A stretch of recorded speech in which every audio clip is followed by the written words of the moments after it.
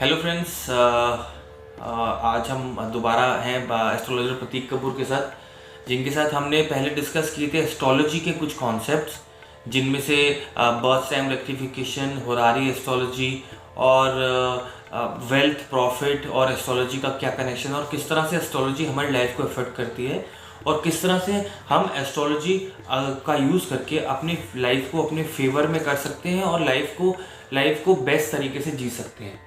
तो इसी इसी चीज़ को आगे बढ़ाते हुए हमने आज डिसाइड किया कि हम बात करेंगे वास्तु के बारे में, जो कि जिसको लेके लोगों के मन में कुछ कुछ डाउट्स भी होते हैं और कुछ कुछ लोग जानना भी चाहते हैं कि एक्चुअली में वास्तु है क्या और किस तरह से हम वास्तु का यूटिलाइजेशन करके अपनी चीज़ों को राइट डायरेक्शन दे सकते हैं और फैक्चुअली भी एक डायरेक्शन दे सकते हैं। बिल्कुल। तो प्रदीप जी, वास्तु का आप हमें एक तो लिटरल मीनिंग बताएं और फिर इस टॉपिक पे थोड़ा सा रोशनी डालें कि जी रजत, thank you very much.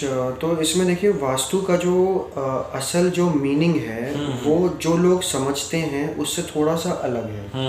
Normally लोगों को ये लगता है कि अगर हमने अपना किचन, अपना बाथरूम, अपना मास्टर बेडरूम, अपना मंदिर सही जगह पे रख लिया तो हमारा वास्तु कंप्लीट हो गया। देखिए, सिर्फ प्लेसमेंट हो जाना और उसके बाद आपका ये सोच लेना कि अब सब वास्तु बिल्कुल ठीक हो गया, ऐसा नहीं होता है। क्योंकि देखिए, असल में वास्तु जो है एक जीवन जीने की पद्धति है, एक जीवन को कैसे जीना है उसकी शैली है। एग्जाम्पल के तौर पे अगर हम कहते हैं कि वास्तु के जो कुछ लॉज होते हैं, कुछ रूल्स होते हैं, जिसके मुताबिक ये कहा जाता है कि हमारा जो मंदिर है वो नॉर्थ ईस्ट कॉर्नर में होना चाहिए। और उसका एक, अब आपको ये समझना चाहिए कि उसका एक लॉजिक क्या है।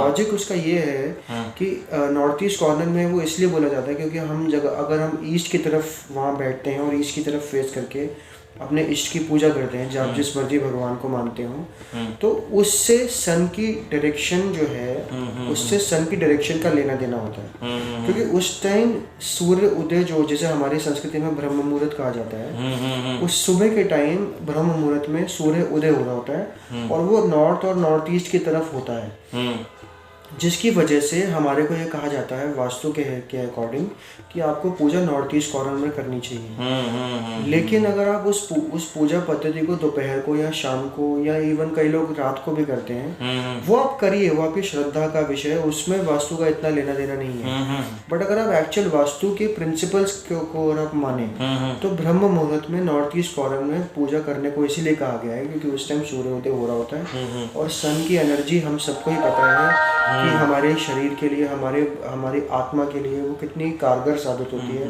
वो हमारे को कितना पॉजिटिव करती है। तो वहाँ पूजा करने की मान्यता इसलिए रखी गई है। ये जस्ट मैंने आपको एक एग्जांपल के तौर पे बताने की कोशिश की। तो मीन्स वास्तु इस एक तरह से लाइफ साइंस ही है, जिंदगी जीने का बेस्ट तरीका है और किस तरह से हमारी जो एनर्जीज हैं, जो बाहर की एनर्जीज हैं, उसको हम कनेक्ट कर सकते हैं अपनी बॉडी से, क्योंकि जो कॉस्मोस है और हमारी बॉडी है वो लगभग एक ही उसमें है। तो एक तरह से वास्तु उनको अलाइन कर देता है। बिल्कुल रजत जी, एग्जैक्टली आपने बहुत सही समझा इस बात को कि एक्चुअली में वास्तु जो है हमारी एनर्जीज का ही खेल है। क्योंकि हमें किस कॉर्नर में किस समय एनर्जी मिलती है। अब अगर आप इमेजिन करिए कि आप नॉर्थ ईस्ट कॉर्नर में बैठकर योगा अभ्यास करते हैं, प्राणायाम करते हैं, व्यायाम करते हैं, तो आपको उस टाइम सन की पूरी एनर्जी मिलेगी। और यही वजह है कि हमें इतना कंफर्टेबल वो नहीं लगता अगर हम दोपहर को करें या रात को करें। उसमें हमें कंफर्ट फील ही तभी होती है जब हम उसे सुबह के समय करते हैं, सुबह या फिर ट्वाइलाइट, ब्रह्म मुहूर्त जिसे कहा जाता है।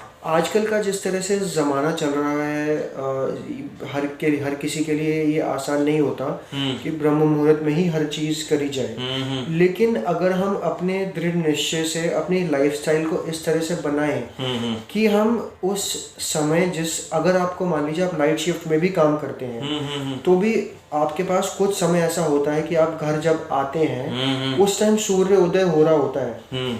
ऐसे लोगों के लिए उसी टाइम, सूर्य उदय के टाइम अपनी पूजा करना या व्यायाम करना या कोई भी एनर्जी को पॉजिटिव करने की एक्टिविटी जो भी हम करना चाहें उस टाइम करी जाए और फिर हम सो जाएं।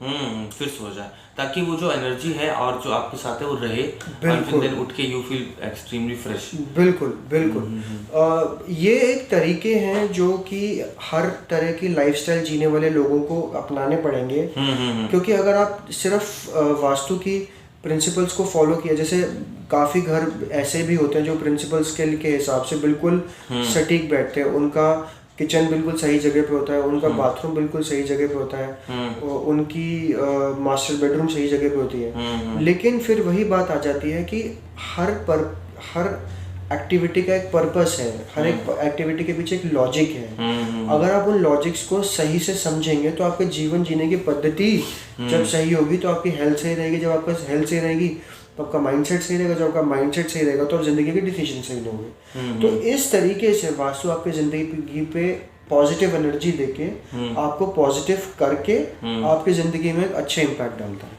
ठीक है, तो प्रतीक जी बहुत अच्छा लगा आज आपसे बात करके।